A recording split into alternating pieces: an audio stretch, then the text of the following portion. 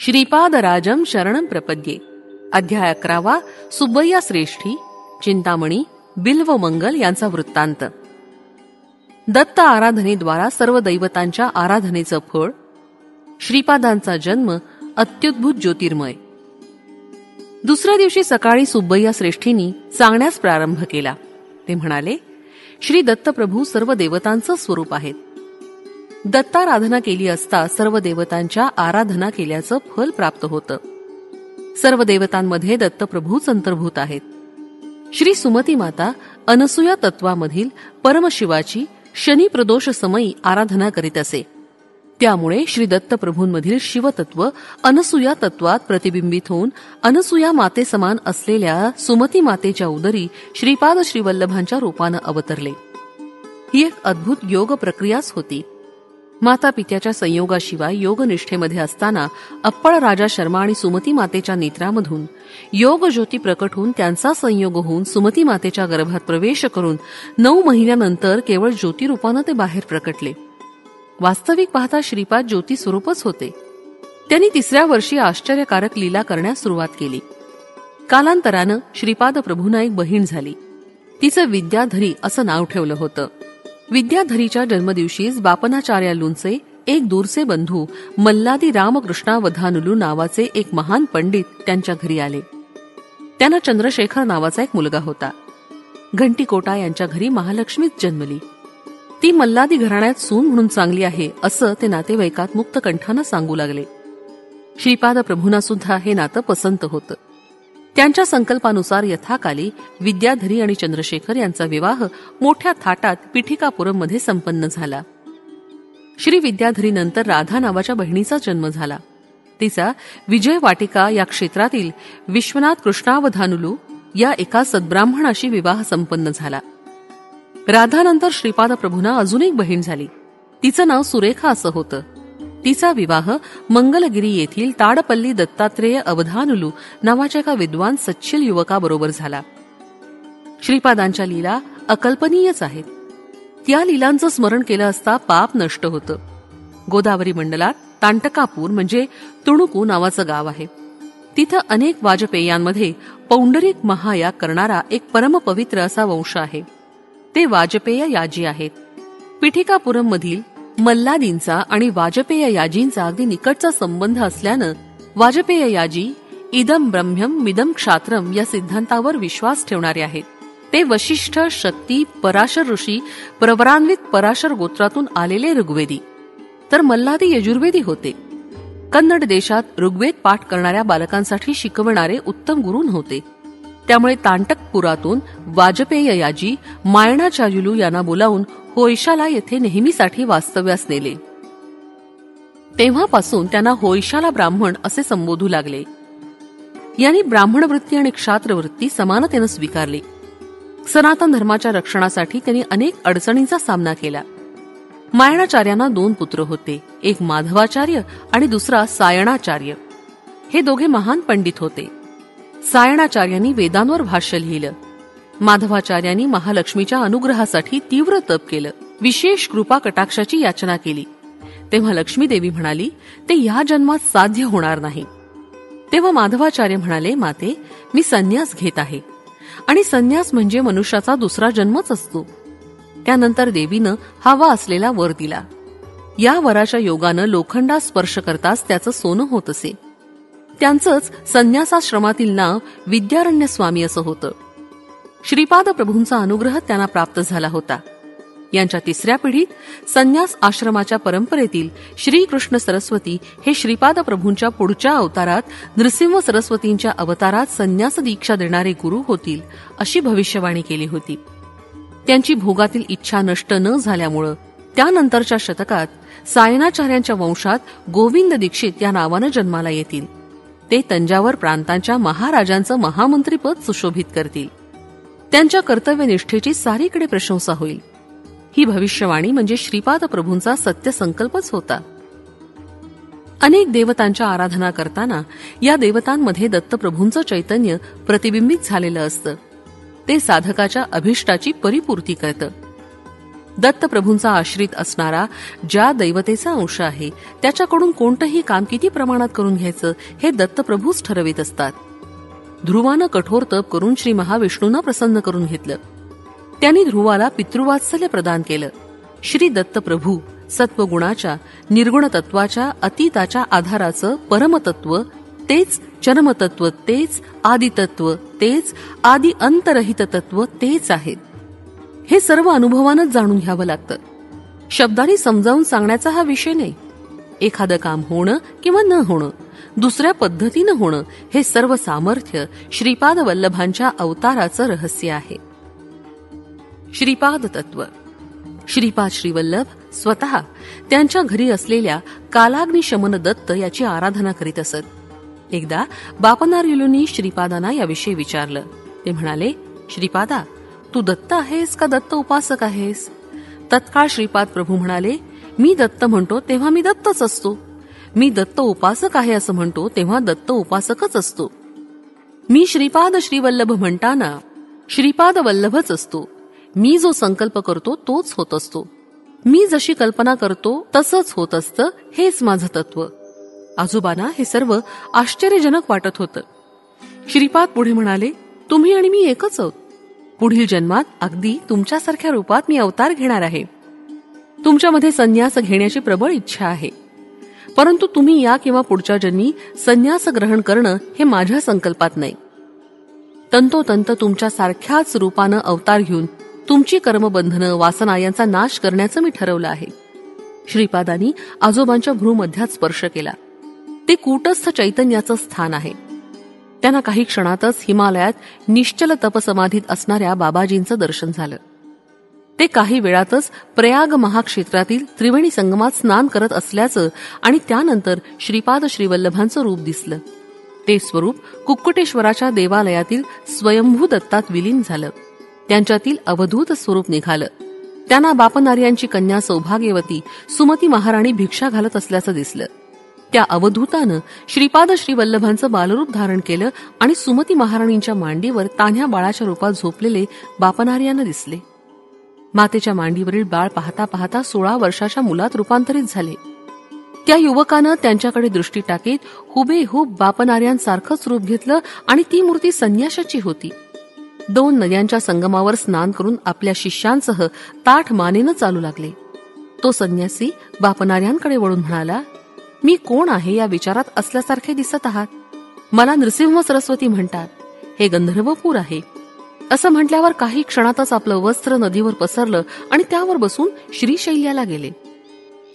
तेथील कर्दळी वनातील महापुरुषांनी, महायोग्यांनी त्यांना साष्टांग नमस्कार केला. त्या सर्वांनी महाप्रभूंनी त्या वनात यावं यासाठी अनेक शतकांपासून तप केलं होतं. प्रभूंच्या दर्शनानं ते धन्य झाले होते. अनेक वर्षांच्या तपश्चर्येनंतर ते कोपिनधारी वृद्धाच्या स्वरूपात दिसले. तीच तेजस्वी नजर त्यांनी बापनार्युलूवर रोखून धरली. ते पुढे म्हणाले, या माझ्या रूपाला स्वामी समर्थ असं म्हणतात. थोड्याच वेळात त्यांनी प्राणत्याग केला आणि प्राणशक्ती वटवृक्षात गेली. त्यांचा दिव्यात्मा श्रीशैल्यावरील मल्लिकार्जुनाच्या शिवलिंगात विलीन झाला. महापवित्र, अत्यंत शक्तिवंत असलेल्या त्या शिवलिंगातून मेघ गंभीर स्वरात आवाज आला, बापनार्या, तू धन्य आहेस. अनंत केवल अज्ञान स्वरूप अविनाशी असणारा मी तुझ्या एका क्रियाशक्ती योगामुळं सूर्यमंडळातून शक्तिपात करून या ज्योतिर्लिंगात आकर्षित झालो. या ज्योतिर्लिंगात विलीन असणारे 16 सहस्त्र दिव्य पुरुष सर्वदा माझी सेवा करत असतात. या ज्योतिर्लिंगाच्या दर्शनाला येणाऱ्या भक्तांना हे दिव्य पुरुष भौतिक आणि आध्यात्मिक प्रगतीमध्ये सहाय्य करतात. त्रिमूर्ती स्वरूपात असणारा मी श्रीपाद श्रीवल्लभ, नृसिंह सरस्वती आणि स्वामी समर्थ या रूपात तुला अनुग्रहित करत आहे. असे शब्द बापनार्यांना ऐकू आले. या प्रसंगानं बापनार्युलू स्तब्धच झाले. त्यांना समोर निरागस चेहऱ्याचा हसरा 3 वर्षाचा बालक श्रीपाद दिसला. त्यांचे सर्व अनुभव दिव्य आणि मधुर होते. त्यांनी प्रेमानं श्रीपादाला उराशी कवटाळून धरलं. त्यावेळी ते दिव्य तन्मय अवस्थेत गेले. तसा किती वेळ गेला ते कळलंच नाही. डोळे उघडले तेव्हा अग्निहोत्र करण्याची वेळ झाली होती. ते त्यासाठी उठले. बापनार्यांचं अग्निहोत्र कार्य सुद्धा अभिनव होतं. शमीच्या किंवा पिंपळाच्या लाकडानं अग्नी निर्माण करतात, परंतु बापनार्य समिधा अग्निकुंडात घालून वेद मंत्रोच्चारण करून अग्नी निर्माण करीत. अप्पल राजू शर्मा सुद्धा याच प्रकारे अग्निहोत्र करीत असत. त्यांच्या वंशात अग्निपूजा होती. प्रज्वलित झालेल्या अग्निकुंडात उतरून आहुती घालीत. हे विशेष उत्सवाच्या वेळी करीत. या प्रकारे अग्निपूजा करताना त्यांच्या वस्त्रांना आणि शरीरास कोणताही त्रास होत नसे हे महद आश्चर्य होतं. श्रीपाद प्रभूंचं अघटित सामर्थ्य. बापन्नार युलूंनी अग्निहोत्रासाठी त्या दिवशी कित्येक वेळा वेदमंत्र म्हटले, परंतु अग्नी काही प्रज्वलित होईना. ते घामानं ओलेचिंब झाले, परंतु अग्नी मात्र निर्माण झाला नाही. श्रीपादांनी आपल्या आजोबांची ही अवस्था दुरून पाहिली. ते अग्निकुंडाकडे पाहून म्हणाले, अरे अग्निदेवा, तुला आज्ञा करतो, आजोबांच्या देवकार्यामध्ये अडथळा आणू नकोस. अग्नी तत्काळ निर्माण झाला. बापन्नार युलूंनी कलशातील पाणी अग्निकुंडात घातलं, परंतु विझण्याऐवजी तो अधिक भडकला. आजोबा हा चमत्कार पाहून अचंबित झाले. श्रीपाद प्रभू म्हणाले, आजोबा, माझ्या अवताराला तुम्ही वेंकटप्पय्या श्रेष्ठी नरसिंह वर्मा कारण आहात. म्हणून तुम्ही माझ्या वडिलांनी वेंकटप्पय्याकडून नरसिंहवर्माकडून धनसहाय्य किंवा धनेतर सहाय्य स्वीकारल्यास ते दानामध्ये येत नाही. त्याप्रमाणे ते सहाय्य न घेतल्यास दैवद्रोह सुद्धा होऊ शकतो. त्या सहाय्याला परमेश्वराची कृपा समजावी. मला जन्म देणारी मातृमूर्ती सुमती महाराणी मल्लादींचीच नव्हे तर वेंकटप्पय्या श्रेष्ठी वत्सवाही कुटुंबाची माहेरवाशीण आहे असं समजावं. हा माझा दंडकच आहे. श्रीपाद या सर्व गोष्टी सांगताना सुमती महाराणी अप्पळराज शर्मा तिथंच होते. तसंच श्री व्यंकटप्पय्या श्रेष्ठी आणि नरसिंह वर्मा सुद्धा तिथं होते. यावेळी श्रीपाद प्रभू म्हणाले, माझ्या संकल्पाशिवाय बापन्नार्यांसारखे महातपस्वी सुद्धा अग्नी निर्माण करू शकत नाही. माझे वडील अग्निकुंडात आल्यावर अग्नी आपला प्रताप दाखवतो. माझा संकल्प जर बदलला तर व्यंकटप्पय्या श्रेष्ठी सुद्धा निष्कांचन होतील. अगणित भूमी असणाऱ्या नरसिंह वर्म्यांना उभं राहण्यापुरती सुद्धा जागा मिळणार नाही, अशी त्यांची अवस्था होईल. तुम्ही सर्व माझ्या संकल्पामुळे या अवस्थेत आहात. मी भिकाऱ्याला महाराजा करू शकतो, तसंच महाराजाचं भिकाऱ्यात रूपांतर करू शकतो. माझी भक्ती करणाऱ्या भक्ताला तो जी इच्छा करेल ते मी देऊ शकतो, परंतु देण्या अगोदर तो सांभाळू शकेल का ते मी पाहतो. त्याच्या शक्ती सामर्थ्यानं लोकांच्या उपकारासाठीच तो ते वापरतो का नाही याबद्दल मी त्याची परीक्षा करतो. मला गरज भासेल तेव्हा पृथ्वीचं आकाशात आणि आकाशाचं पृथ्वीत रूपांतर करू शकतो. बापन्नार युलू कृतयुगात लाभाद महर्षी असताना त्यांचा मंगल महर्षी नावाचा एक शिष्य होता. तो दर्भ कापताना चुकून त्याच्या हाताला जखम झाली आणि त्यातून रक्त वाहू लागलं. त्या रक्ताची गाठ होऊन सुगंधित विभूतीमध्ये ते बदललं. आहा, मी किती मोठी सिद्ध प्राप्ती केली आहे असं त्याच्या मनात येऊन त्याला गर्व झाला. एवढ्यात परमशिव प्रत्यक्षात तिथे अवतीर्ण झाले. त्यांनी स्वतःचा हात हलवला. हिमगिरीवरून बर्फ पडावा तशी विभूती शिवाच्या हातातून पडत होती. परमशिव म्हणाले, त्रेतायुगात भारद्वाज ऋषी पिठिकापुरम इथे सवितृ काठकायन यज्ञ करणार आहेत. त्या महाचयनामध्ये जमा झालेल्या विभूतीपैकी केवळ लव मात्र तुला दाखवलं. एवढ्यानं मंगल महर्षीचा गर्व पार गळून पडला. श्रोतेगण अवाक होऊन श्रीपाद प्रभू जे सांगत होते ते ऐकत राहिले. श्रीपाद म्हणाले, या पिठिकापुरमच्या परिसरात पाऊल ठेवणंच अनंत जन्माचं पुण्यफल आहे. माझ्या या अवतार समयी तुम्ही माझ्याबरोबर असणं न सांगता येण्यासारखं विशेष आहे. माझी शक्ती अनुभवाला प्रत्ययाला यावी म्हणून प्रथम तुम्ही उत्तम साधक बनावयास हवं. तेव्हाच माझी शक्ती, करुणा, वात्सल्य, रक्षण, पाप विमोचन तुमच्या अनुभवास येईल. माझी जन्मभूमी असलेल्या या बापन्नार्यांच्या घरात माझ्या पादुकांची प्रतिष्ठापना होईल. मी पिठिकापुरममध्ये पहाटेच्या समयी आई सुमतीच्या मांडीवर दूध पिईन. दुपारच्या वेळी आई मला दूध भाताचे मधुर असे घास खाऊ घालील. रात्रीच्या वेळी सुमती माता मांडीवर घेऊन गव्हाच्या रव्याचा शिरा खाऊ घालेल. मी पिठिकापुरममध्ये असताना गंधर्वपुरात नृसिंह सरस्वतीच्या रूपात असेन. दुपारच्या वेळी नक्कीच गंधर्वपुरात भिक्षा घेईन. अंतर्दृष्टी असणाऱ्या भक्तांना हे स्पष्ट दिसून येईल. माझ्या जन्मभूमीत माझ्या श्रीपादुकांची स्थापना होणार आहे. महापुरुष, महायोगी, सर्व देशांतील लोक मुंग्यासारखे हजारोंच्या संख्येनं माझ्या दर्शनास दरबारात येतील.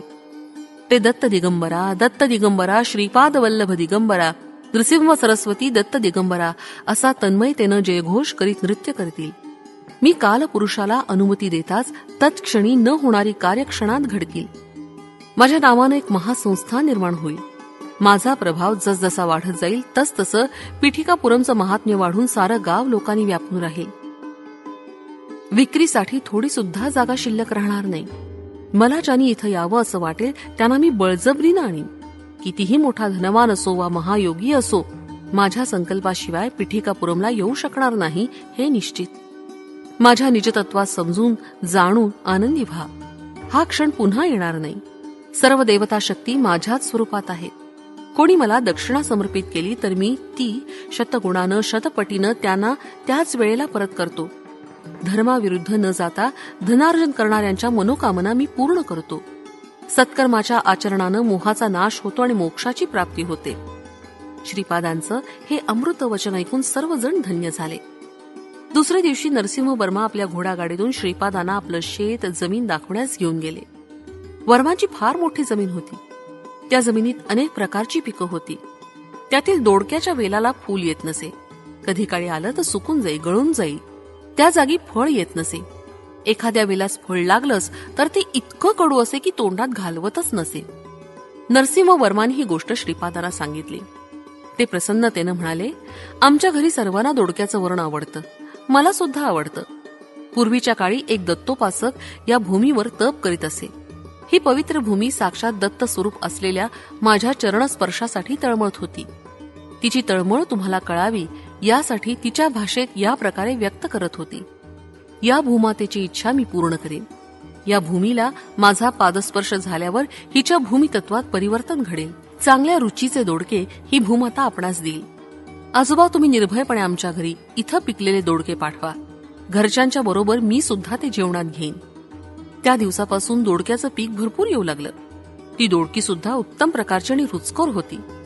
श्रीपाद प्रभू घोडागाडीत उतरून काही वेळा या भूमीवर फिरले. तेवढ्यात तिथं काही चंचू म्हणजे आदिवासी युवक युवती आल्या. त्या सर्वांनी श्रीपाद प्रभूंना मोठ्या श्रद्धाभावानं प्रणाम केला. श्रीपादांच्या दिव्य मुखकमलाभोवती त्यांना एक दिव्य कांतीचं तेजोवलय दिसलं. श्रीपाद तेव्हा म्हणाले, आजोबा, हे सर्व चंचू लोक नरसिंह अवताराशी संबंधित आहेत. ते महालक्ष्मीला बहिणीसारखं मानून तिची आराधना करतात. तुम्ही नरसिंह स्वामींचे भक्त आहात. तुम्ही यांना शरण गेल्यास तुम्हाला नरसिंहाच्या दर्शनाचं भाग्य लाभेल. श्रीपाद गमतीनं असं म्हणत आहेत असं नरसिंह वर्मांना वाटलं. ते म्हणाले, अरे चंचू युवकानो, तुम्ही नरसिंह देवांना पाहिलं का? त्यांचा ठाव ठिकाणा सांगू शकाल का? त्यावर एक चंचू युवक म्हणाला, ते कोणते मोठे अवघड काम. सिंहाचा चेहरा, माणसाचं शरीर असलेला एक युवक या जंगलात फिरत असतो. त्याचं आमची बहीण चंचू लक्ष्मीवर प्रेम आहे. आमच्या छोटीला सुद्धा तो आवडतो. त्यांचा विवाह आम्ही करून दिला आहे. तुम्हाला हवं असल्यास चंचू लक्ष्मी आणि नरसिंहाला तुमच्या समोर आणून उभं करतो. एवढं बोलून चंचू युवक युवती निघून गेले. नरसिंह वर्मा हे सारा आश्चर्यानं पाहत होते. तितक्यात रस्त्याच्या मध्यभागावरून एक युवक युवती येताना दिसले. श्रीपादांनी सुब्बय्या श्रेष्ठीला जवळ बोलवून घेतलं आणि म्हणाले, ते दुरून येणारे दोघं कोण आहेत असं वाटतं? ते येणारे बिल्व मंगल आणि चिंतामणी आहेत. थोड्या काटक्यांचा ढीग करा, आपण ते पेटवून गंमत पाहूया. नरसिंह वर्मांना तर घाम फुटला. ते येणारे बिल्व मंगल आणि चिंतामणीच होते. ते दोघं गुरुवायूर क्षेत्रातील श्रीकृष्णांचं दर्शन घेऊन येत असताना कुरूर अम्मा नावाच्या महायोगिनीचं दर्शन झालं.